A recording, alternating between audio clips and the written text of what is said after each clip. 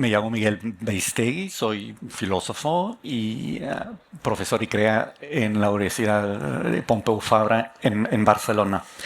Antes de todo, quería agradecer a los directores del festival, Javier Moscoso y Daniela Vélez, y al Instituto Francés por haber concebido y orquestado este encuentro.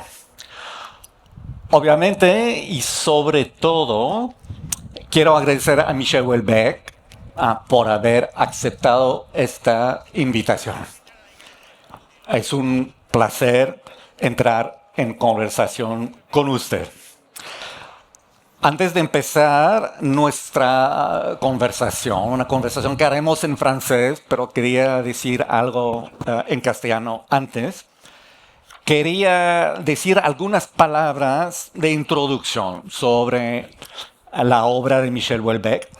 Es, como saben, ¿no?, una obra monumental, un conjunto de novelas y de novelas con géneros muy variados, policíacos, novelas de anticipación, novelas distópicas, cuentos filosóficos, un conjunto de novelas, de poemas y de ensayos.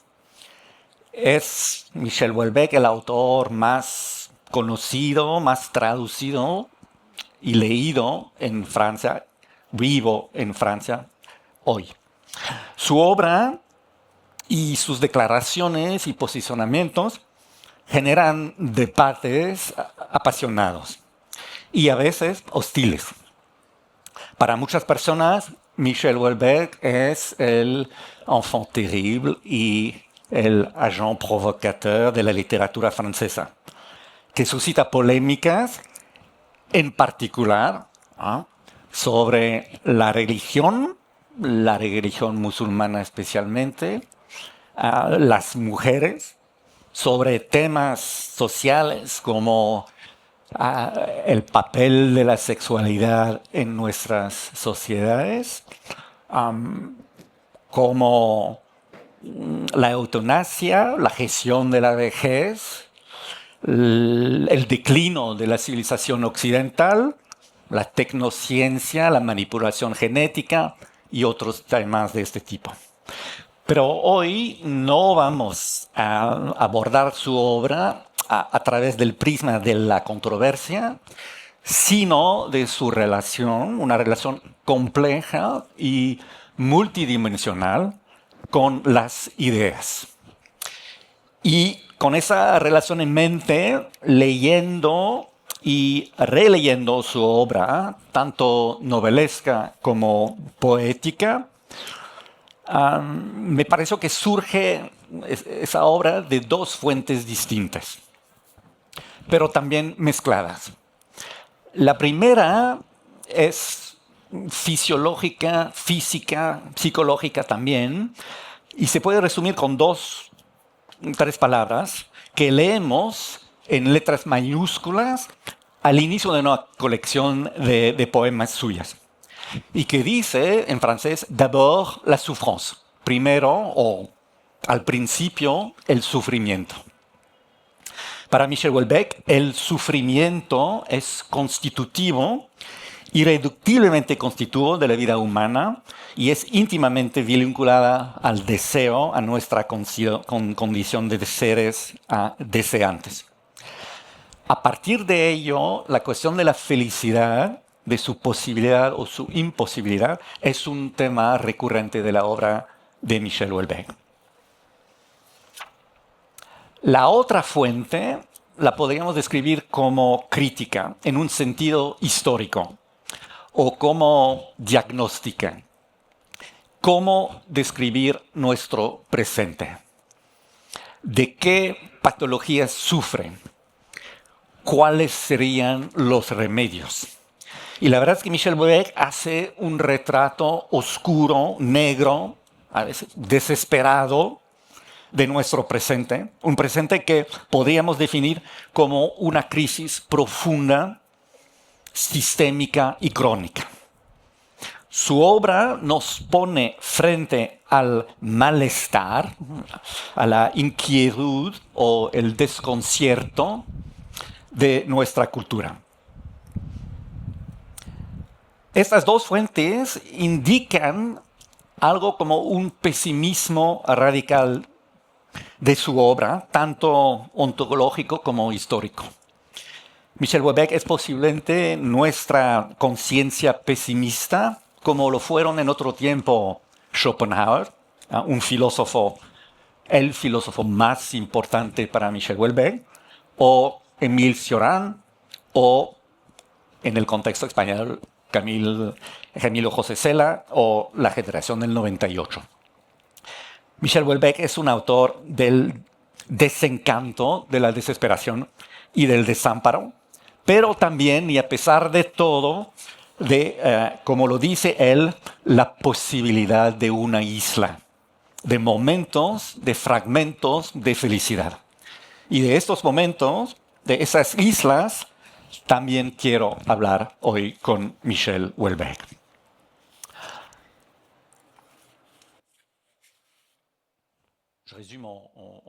Resumo en 2 palabras.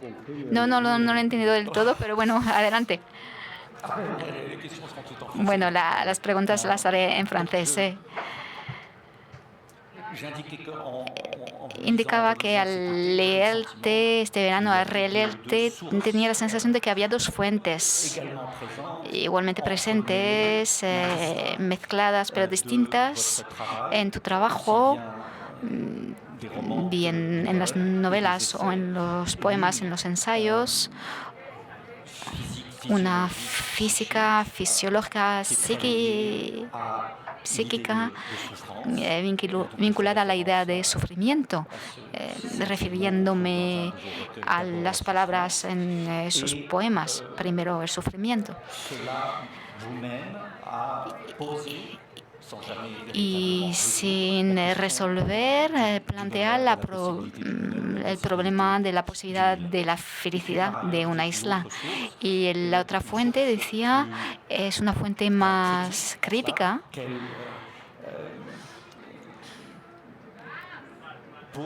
que plantea unos diagnósticos sobre nuestro presente, lo que nos está sucediendo hoy en día.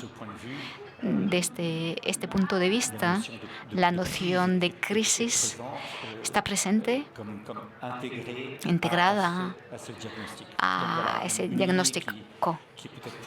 Sí, una línea más ontológica, física y metafísica, y otra más histórica, parcialmente sociológica y seguramente crítica.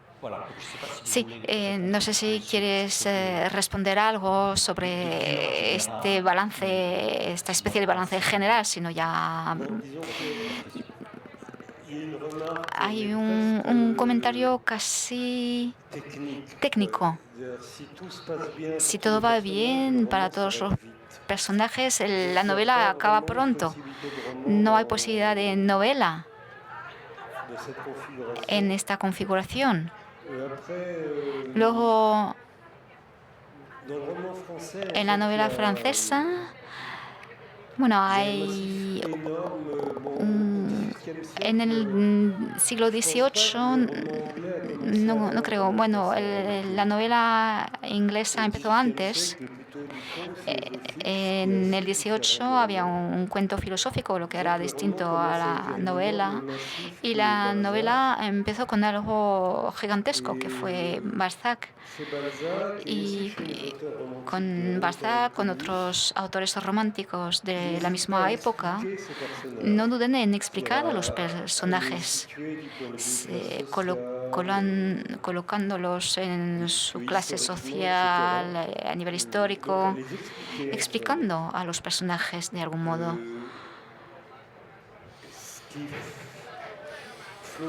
Flaubert, con el realismo y con el naturalismo, intentaron quitar la explicación por parte del autor. la explicación del personaje. Así que Balzac que sí que intervenía como autor en esa época para comentar a sus personajes lo que se le dedujo. Y yo me veo más cerca de Balzac que en ese sentido. Doy explicaciones sobre mis personajes, los coloco históricamente, sociológicamente, así que se puede ver como un testimonio histórico, ¿sí? Es- Espero que se me vea más tarde como un testigo histórico de un momento dado. Bien, voy a empezar con una primera pregunta que tiene que ver con la relación entre idea y personaje. Personaje en el sentido literario, entre pensamiento y literatura y ficción, sobre todo. En una entrevista reciente del 23 declaras creer no en las ideas, pero en la gente. Sin embargo, tus novelas, tus poemas se nutren y desbordan de ideas que vienen de campos y materias variadas, como la filosofía, no la filosofía tontina, no la filosofía humanista, ni la que llamamos ahora la French Theory, pero la de Schopenhauer sobre todo, Epicurio, Auguste Comte. Pero, por otra parte, la sociología, la antropología, las ciencias de naturales, matemáticas. Por otro lado, tus escritos en su relación con discursos exógenos y también en las situaciones, en los personajes, tus obras dan que pensar. Primera pregunta. ¿Crees que tus personajes, no algunos de tus personajes por lo menos, se parecen a lo que Gilles Deleuze llamaría personajes conceptuales? Es decir, ¿cuál es, desde tu punto de vista, la relación entre, por un lado, los affects, las emociones, lo afectivo de la literatura, del arte, y por otra parte, los conceptos, las ideas? ¿Qué es lo que podría significar para ti tener una idea en literatura? La cuestión básica es si el autor puede tener una idea sobre sus personajes o no. Para Flaubert, Maupassant, no es el caso. Hay que describir hechos. Y es verdad que es una limitación. Balzac no se limita en nada. A medida que avanzaba, me daba cuenta que yo me limitaba. Es sencillo. Yo percibo lo que la gente piensa, no solo actúa. Así que los personajes pueden tener ideas distintas. Esto existe también. Pero es verdad, para muchas cosas, a medida que avanzo en la escritura, me autorizo el añadir elementos. Al principio quería citar a autores, pero no sabía cómo ponerlo para hablar de otros autores. Y en un momento dado pensé, bueno, que a lo mejor un personaje está leyendo a ese autor y ya está. Más recientemente tenía muchas ganas de introducir sueños. No sabía cómo. Y pensé, bueno, pues los personajes pueden soñar, esto existe también. Así que basta con coger al humano en su totalidad, con el hecho de que piensa, porque la filosofía es para todo el mundo. De hecho, un ser humano no vive sin tener un pensamiento sobre la vida, aunque sea elemental. Así que podemos introducir filosofía de la vida elemental. Todo es posible en literatura, incluyendo las ideas. Vale, pero estas ideas hay que elegirlas. ¿Organizas a tus personajes alrededor de una idea que van a llevar o le das unas ideas que son ideas que están ahí en el ambiente con algún tipo de multiplicidad de perspectivas que entre sí no convergen? No, intento poner cualquier cosa. Y el cualquier cosa es lo más justo para acercarse a lo real, porque la gente piensa muchas veces en cualquier cosa. Hay que tenerlo en cuenta si queremos hacer una novela. Las ideas más estrafalarias tienen su lugar.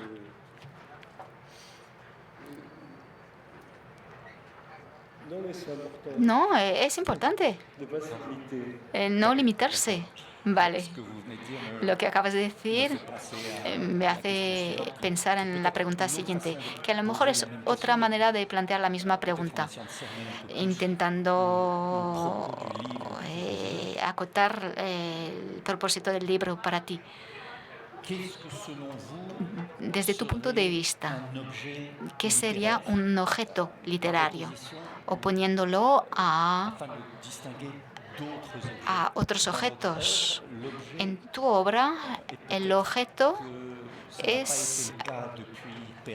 Bueno, no ha sido el caso desde Perec en los textos franceses, pero los objetos tienen mucha importancia.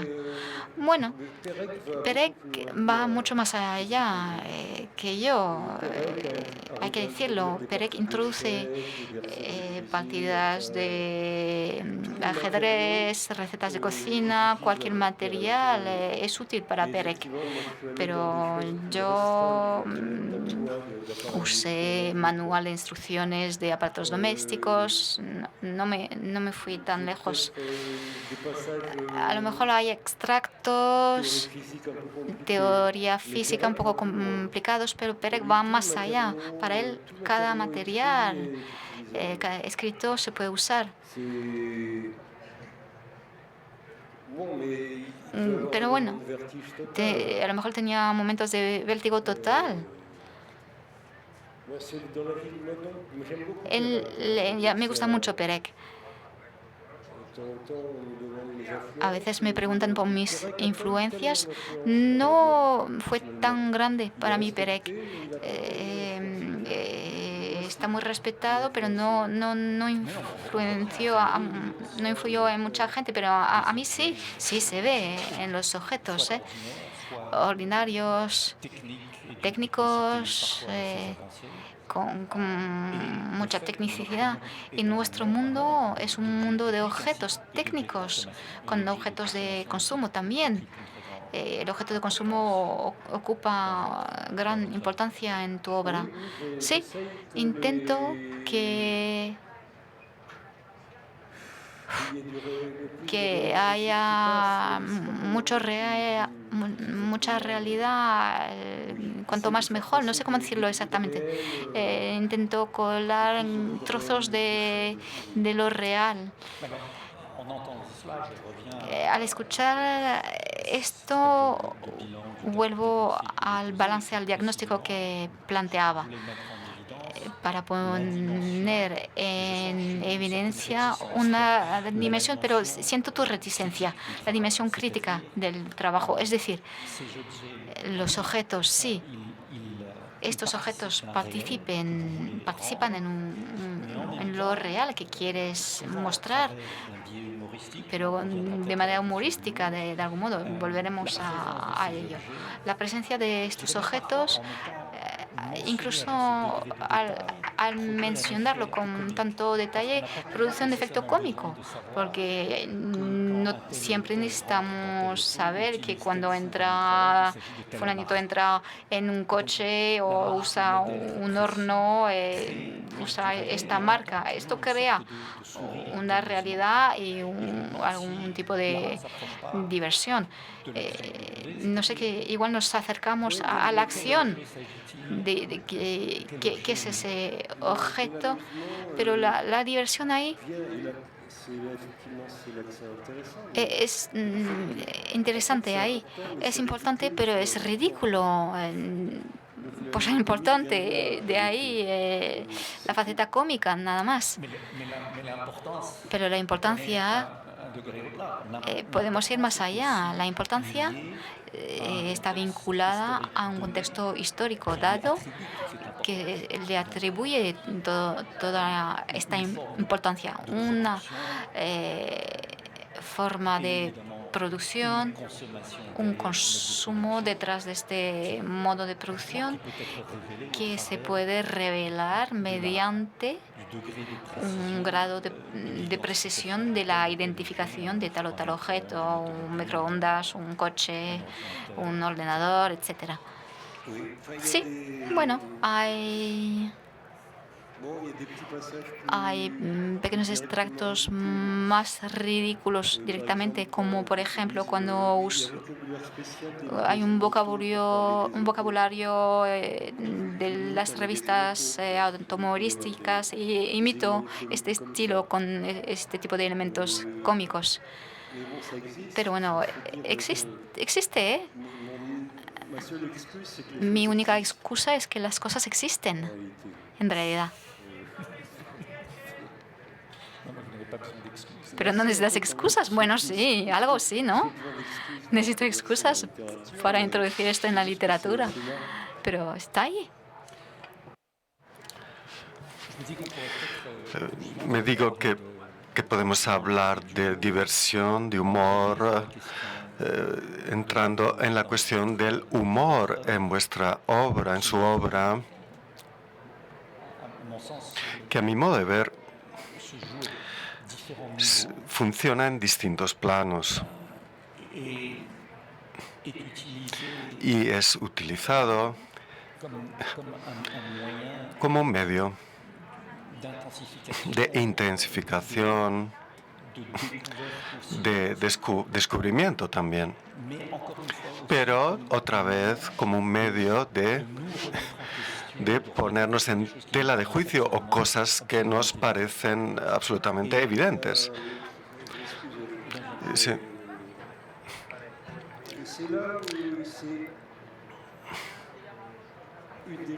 Es una de las cosas, el trabajo del traductor es parcialmente difícil. Por ejemplo, no sé si hay franceses aquí en el público, si alguien dice en una novela es algo divertido en francés, cuando se dice no te preocupes, pas de souci, tranquilo, tranqui, y son formas irónicas que utilizo mucho y que no son fáciles de traducir de una lengua a otra, porque el término que ridiculiza o que ironiza, pues no se utiliza el mismo necesariamente en otra lengua. Y si tuviera que describir el género, el registro del humor al que usted recurre, entonces diría que ha mencionado la ironía. ¿Usted piensa que hay una dimensión satírica? Sí, pero la sátira está en la ironía.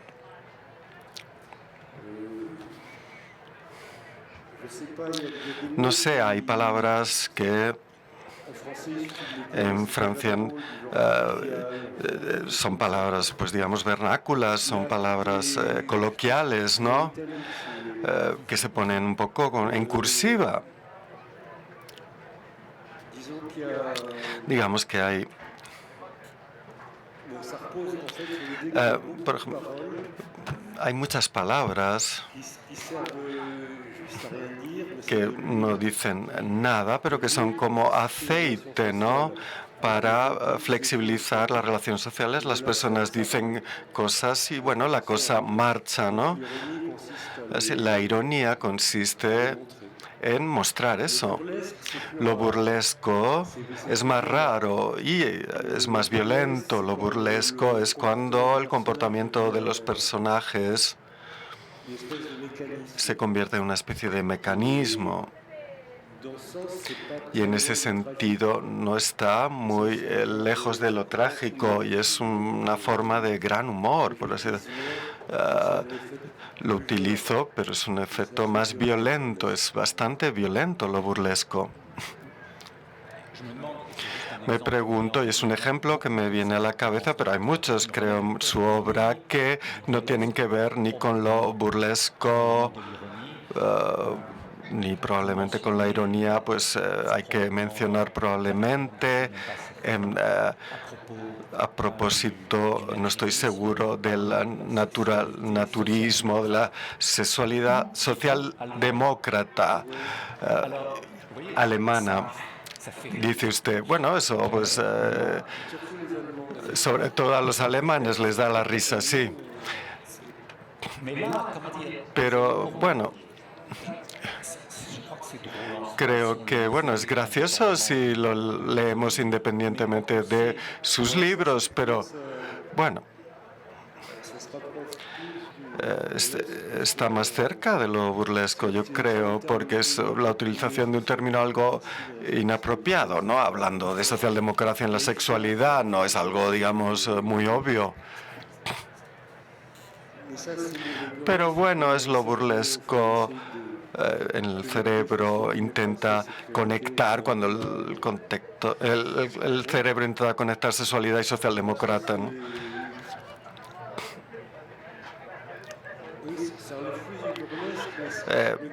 Lo burlesco es un mecanismo, ¿no?, que se rompe, ¿no? Y la tragedia también. Hay una cierta similitud entre ambos. No sé si tiene una respuesta para la cuestión, pero de la misma manera que hay una sexualidad socialdemócrata, cabe preguntarse, porque también en su poesía y en las novelas, en diferentes momentos hay una crítica del liberalismo, de una forma de utilitarismo, y cabría preguntarse cuál es la sexualidad liberal, utilitarista. No sé si hay una respuesta a la pregunta, pero bueno, la menciono porque nos hace pensar algo que de hecho es un objeto bastante complicado, que es la sexualidad en un marco más general, que es el marco histórico y político, sobre el cual usted ha hablado muchos, en un tono no necesariamente humorístico. Sí, yo ya había terminado una especie de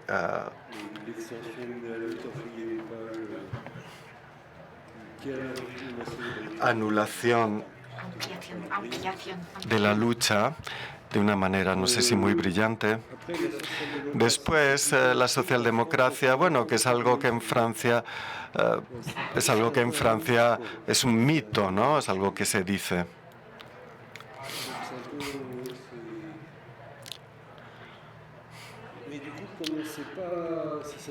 Pero no sé si existe, tiene un aspecto bastante cómico en sí mismo. El liberalismo, no hay nada cómico en el liberalismo, no se conoce.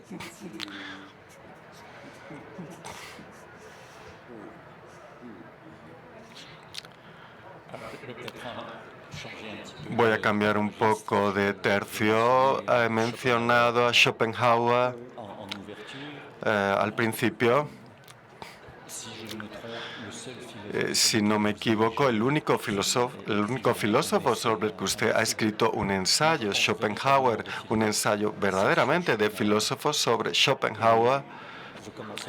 He empezado mencionando a Schopenhauer en el marco de esa pregunta del sufrimiento y le querría invitar a desarrollar quizás la naturaleza de su relación con Schopenhauer, porque a su modo de ver, si usted tiene que inscribirse en un plano, en un horizonte filosófico, sería ese y no otro, ¿no? Kant, Epicuro, etc. Con Kant, no quiero hablar esencialmente de filosofía. La razón por la que lo admiro son razones, las razones son de amor. Realmente lo amo.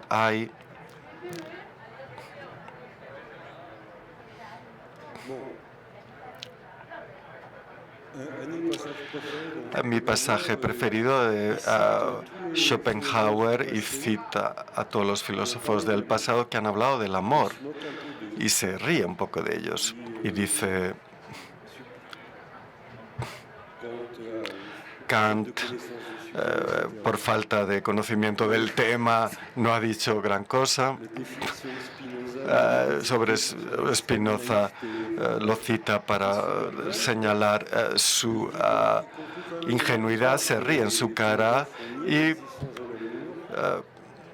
dice que la mayoría de los filósofos no saben nada del amor y con una cierta... De todas maneras, los valoriza, cita sus mejores pasajes sobre el amor y hay una frase: pero el espíritu de verdad se descubre poco a poco al observador atento. Para mí es un observador atento y de veras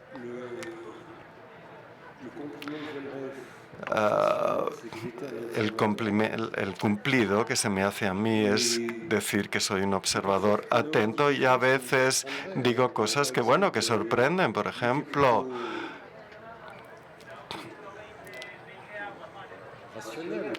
racional, ¿no? Hizo visitas en los hospitales psiquiátricos, Schopenhauer, más bien primitivos. Decía que no se puede negar que muchos de estos enfermos tienen un verdadero talento. Va allí, mira y,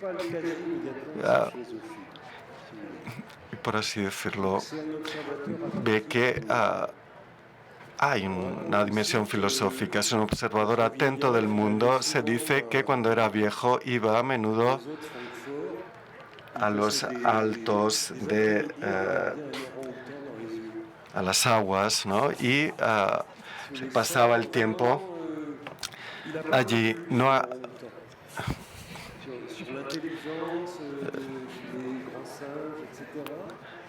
Miraba a los gorilas, ¿no?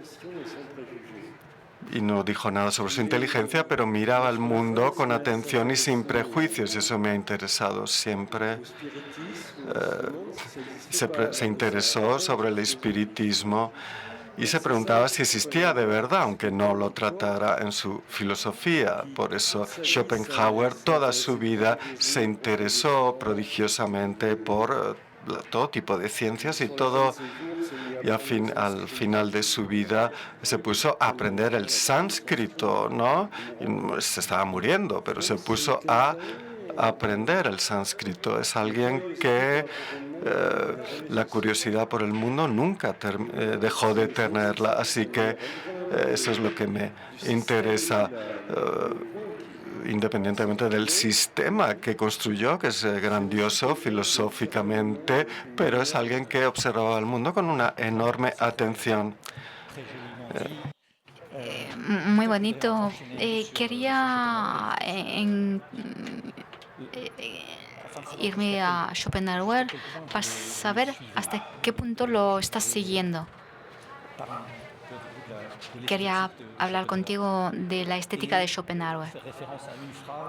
Me refiero a una frase que escribes en presencia de Schopenhauer, el ensayo del 2017. Escribes: la contemplación apaciguada, destacada de toda reflexión, de todo deseo, del conjunto de los objetos del mundo. Esta es la estética de Schopenhauer. Creo que se resume perfectamente. Pero si leemos otra frase tuya, que sería como un manifiesto político que escribes en Seguir Vivo, titula Pegar donde cuenta, y pensé, ¿cómo traducir esto al castellano? Golpear, dar en el clavo, no sé. Leemos esto. Cada sociedad, me encanta, me encanta este lema. Cada sociedad tiene sus puntos con menor resistencia, está claro.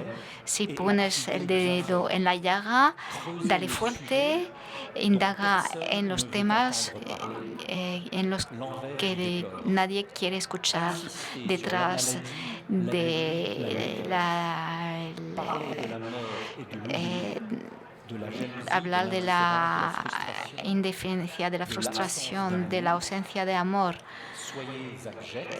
Sea abiertos y serás real, verdad, verdadero. Está muy lejos de la estética de Schopenhauer, esta frase. La estética suya era sobre todo, o su arte, era un intentar, sobre todo en la música, para liberarse de la libertad, experimentándola en el estado puro, percibiendo la esencia misma de la libertad. Así que te quería preguntar, este tipo de frases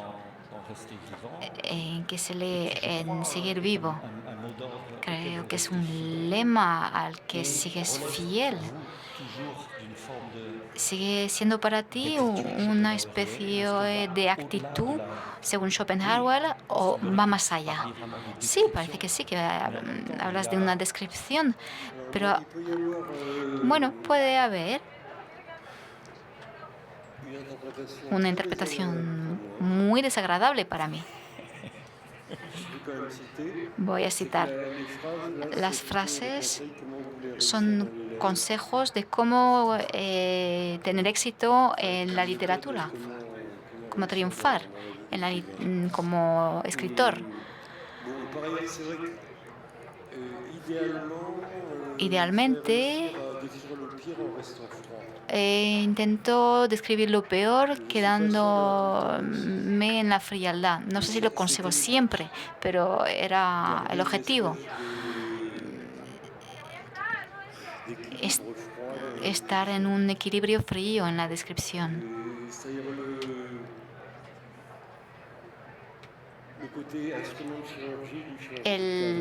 La parte de instrumento quirúrgico es asqueroso, pero bueno, es un escalpel. Ya. Por otro lado, musicalmente me encantaba Black Sabbath cuando era joven. No sé si Schopenhauer si le encantaría a él. No, tampoco estoy segura de que no le fuera a gustar. Bueno, a lo mejor sí, pero ya ataca mucho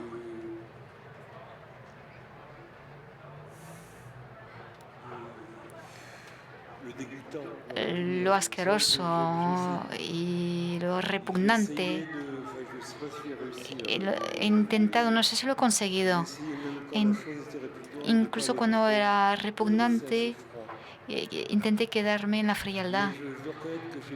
pero admito que me arriesgué en relación a lo que dice Schopenhauer. Bueno, estoy un poco molesto. Seguimos. Sí, pasamos al siguiente tema. Quería volver poco a poco a la idea del amor, el lugar del amor, estas páginas magníficas que se ven en vuestros libros, en tus libros, sobre el amor. Con el punto de partida de Schopenhauer, otra vez, con el diagnóstico sombrío, oscuro sobre la presencia del sufrimiento, como la suerte que nos corresponde a todos. Y lo que llamas tú la posibilidad de una isla, de la felicidad, la posibilidad, el término posibilidad es un término recurrente en tu obra y al final un término muy fuerte, muy potente, porque cuando estos momentos, estas posibilidades se realizan, son momentos muy intensos que nunca perduran. Pero al hilo de las novelas hay varias líneas que se esbozan que son como voces de felicidades posibles que parece que estás explorando. No hay ninguna que parece que estés privilegiando. Voy a mencionar algunas y a lo mejor quizá quieras detenerte en alguna o en otra. Primero, la voz de la vía del placer, del hedonismo sexual, que tiene un espacio muy importante en tus libros. Otra línea, el contrario, más de Schopenhauer, budista, el ascetismo, cómo se encarna en la religión al límite de la posibilidad en una isla, y otra más, una vía utopista. En distintos momentos hablas de las tradiciones de utopía socialista que aparecen como momentos potentes pero casi imposibles que puedan durar. Hay páginas muy bonitas sobre Fourier Maurice y también está el amor, que parece ser la vía al final privilegiada, aunque cuando hablas de amor y estas páginas se ven como más bonitas todavía, siempre está la muerte por detrás. Bueno, nada nuevo podríamos decir en este ensamblaje de Eros y Thanatos, pero la manera con la que lo muestras hace que estos momentos, estas pequeñas islas, sean momentos raros y valiosos. Y ahora en lo íntimo, pero bueno, te dejo contestar. Es sorprendente cuando sabemos tus posturas sobre la religión. Lo último, la religión o lo religiosos de manera más amplia, quería que hablemos de ello, pero ya te dejo contestar. Bueno, digamos,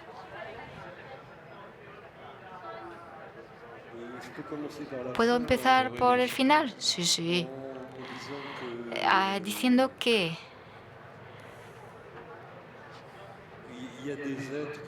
hay seres religiosos felices con la religión. Los he conocido, existen. No se trata tanto de saber en lo que creo yo. No es la única pregunta en todo caso. Pero alguien que se vuelca en Dios y está muy feliz, pues estupendo, ya lo he visto, ya sé que existe. Puedo dar fe de ello. El placer también existe, ya. Pero no estoy aquí para... No quiero ser un maestro del pensamiento. Bueno, luego en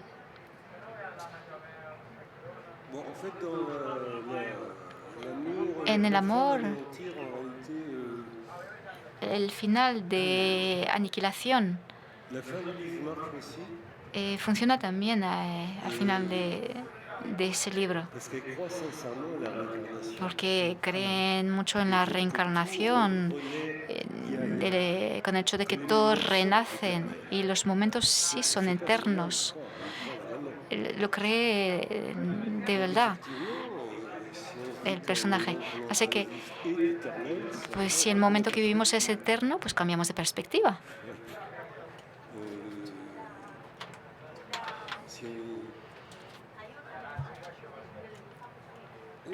Sí, si pensamos que es un momento fugitivo que se derrumbe, es distinto. Son pensamientos distintos. Pensar que siempre estamos en la eternidad. Los dos pensamientos existen en el mundo. Así que me interesa lo que la gente piensa. Más, bueno, porque yo pienso, en realidad. Y a veces me sacuda que la gente piensa cosas sorprendentes y escribo por ello, para dar cuenta de todo ello.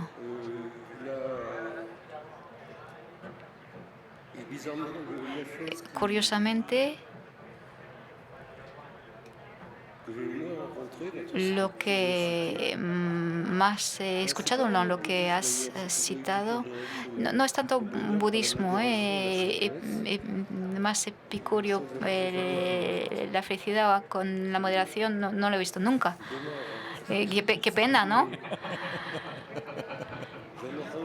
Lo he escuchado. En Epicurio sobre todo. Pero la calma, la moderación en el placer, el equilibrio, vale. Si funciona, bueno, todo vale, si funciona, pero no lo he visto. No he visto a gente así. He visto a místicos felices, pero gente moderada y feliz, no. Bien, vale.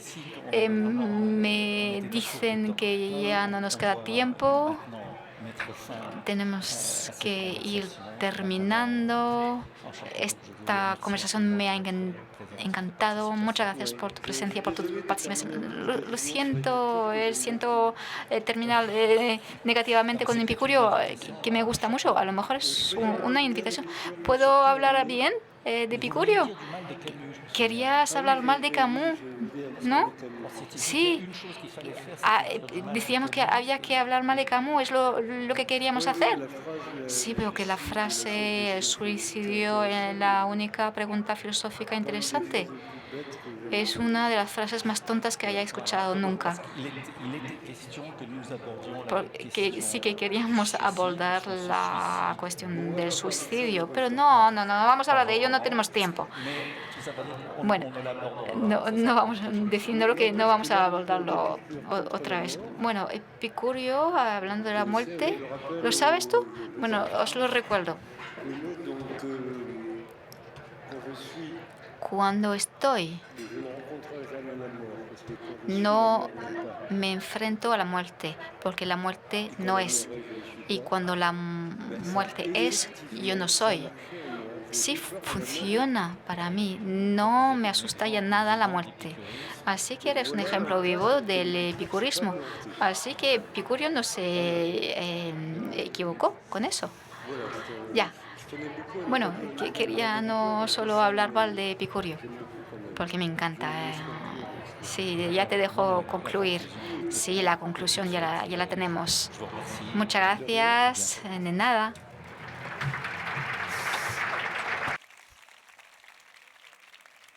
Merci.